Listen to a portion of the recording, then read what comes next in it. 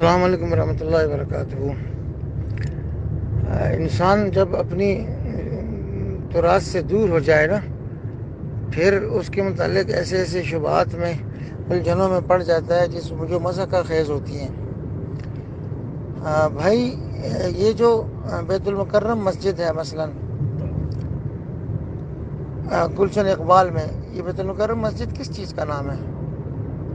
پورے احاطہ یہ بیت المکرم مسجد ہے، یہ کمپلیکس ہے، یہ کمپاؤنڈ ہے ایک۔ اس کے اندر پھر نماز پڑھنے کا حال بھی ہے، صحن بھی ہے، چبوترے بھی ہیں، مدرسہ بھی ہے، وضو خانہ اور استنجا خانہ بھی ہے، باغ بھی ہے، سب چیزیں۔ تو یہ پورا احاطہ جس کو چار دیواری نے گھیرا ہوا، یہ سارا کا سارا بیت المقدس ہے۔ اس کے اندر 2 نمایاں گنبد ہیں اور باقیہ اسی کا حصہ ہیں۔ ایک میں بالکل قبلے کی طرف والی دیوار کے ساتھ ہے، وہی جس کو آپ گرے رنگ کا بتا رہے ہیں، یہاں نماز ہوتی ہے۔ اور جو اس کے صحن میں ذرا سا اونچا ہے، اس کے نیچے مقدس چٹان ہے۔ پھر اس کے آس پاس بیسیوں سبیلے ہیں، چبوترے ہیں، قبے ہیں اور مدرسے ہیں، حتیٰ کہ کچھ قبریں بھی ہیں، بیسیوں چیزیں ہیں۔ یہ سب کا سب اس بیت المقدس نامی مقدس عبادت گاہ کا حصہ ہیں۔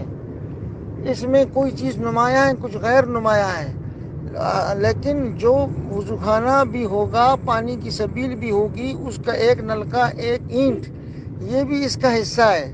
نہ اس کو ہم یہ کہہ کر حیثیت گرائیں کہ یہ مسجد نہیں ہے۔ کس طرح مسجد نہیں ہے؟ مسجد کسے کہتے ہیں؟ مسجد اور اس کے متعلقات دونوں کو مسجد کہا جاتا ہے۔ اب آپ کس معنی میں کہہ رہے ہیں؟ یہودی اس کو کس معنی میں لیں گے؟ وہ کہیں گے ٹھیک ہے، پھر آگے والی لے لو جو آپ کی مسجد ہے، اور پیچھے والا یہ جو صحن میں چبوتر گنبد کے نیچے، قبۃ الصخرہ کے نیچے، زرد گنبد کے نیچے یہ صخرہ مقدسہ، یہ چھوڑ دو۔ تو ایک ان سے نہیں دستبردار ہو سکتے ہم، تو ایسی بات نہ کریں جس سے دشمن کو فائدہ ہو اور اس کے اندر تحقیق کا کوئی شمع بھی نہ ہو، ایسی بات نہ کریں۔ سب کا سب مسجد ہے، اس کی ایک اینٹ، ایک انچ، ایک ذرے سے دستبردار نہیں ہو سکتا وہ آدمی جس میں ایمان اور عقل دونوں چیزیں ہوں۔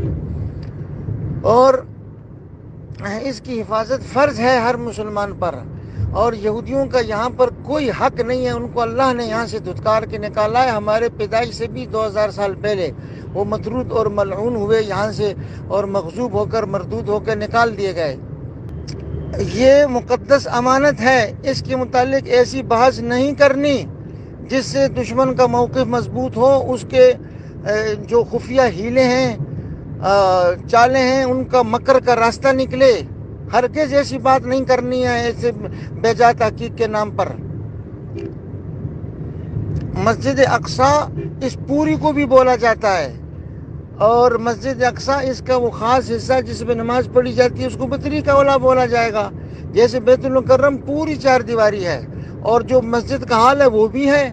اب مسجد میں 2 جگہ ہوتی ہیں، ایک جہاں پر آپ چپل پہن کر نہیں جاتے، چپل اتار کے اعتکاف کی نیت کر کے جاتے ہیں، اور ایک اس کے متعلقات ہوتے ہیں جہاں آپ چپل بھی پہن سکتے ہیں، آپ باغ میں پھر بھی سکتے ہیں، چبوترے میں بیٹھ بھی سکتے ہیں۔ تو بیت المکرم کی مثال اس لیے لے رہا ہوں کہ اندر داخل ہوتے ہی دیکھا ہے شمال کی جانب سے ایک چبوترا بنا ہوا ہے۔ اب کوئی آپ سے کہے کہ مسجد تو وہ سامنے حال ہے، یہ چبوترا تو ہمیں دے دو، اس سے آپ نے کیا کرنا؟ تو آپ کو کیسے دے دیں؟ آپ کو تو ہم یہ جو جوتا پڑا ہوا ہے یہ بھی نہیں دیں گے۔ تو یہ ہے اس کی حقیقت بھائی، کہ ایک معنی میں کوئی کہے کہ مسجد وہ ہے، وہ ٹھیک ہے، لیکن زو معنی میں نہ کہے، وہ تو یہودیوں کا موقف مضبوط ہو جائے گا کہ ٹھیک ہے وہ آپ لے لو، اور پھر یہ، اور ہمیشہ وہ یوں ہی کرتے ہیں کہ تھوڑی سی جگہ لیتے ہیں اور اس کے بعد پھر بقیہ پر بھی قبضہ کرتے ہیں۔ یہ جو دیوار گریہ ہے مسجد، اسی بیت المقدس کی ایک دیوار، اس کے باہر کی جگہ کو انہوں نے 4 فٹ کی گلی تھی 1965-66 تک، کہا کہ ہمیں کھڑے ہو کر رونا دھونا کہتے تھے، مسلمان کا لے لو، ایسے بھی سخی ہوتے ہیں۔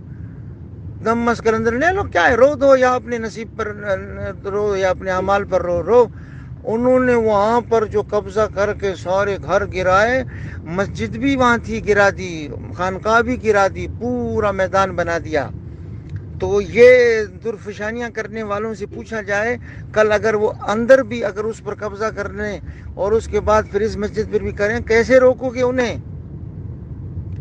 تو تحقیق بھی یہی ہے کہ پوری 4 دیواری مسجد ہوتی ہے، مسجد الحرام، مسجد نبوی، پوری 4 دیواری مسجد ہے، اور مشرک نجسے نہیں آ سکتے اس میں، یہود نجسے نہیں آ سکتے اس میں، اور اس کے اندر پھر خاص حصہ وہ بطریق اولا مسجد ہوتا ہے، دونوں ہوتے ہیں، اور ہر ایک کی حفاظت مسلمانوں کا فرض ہے۔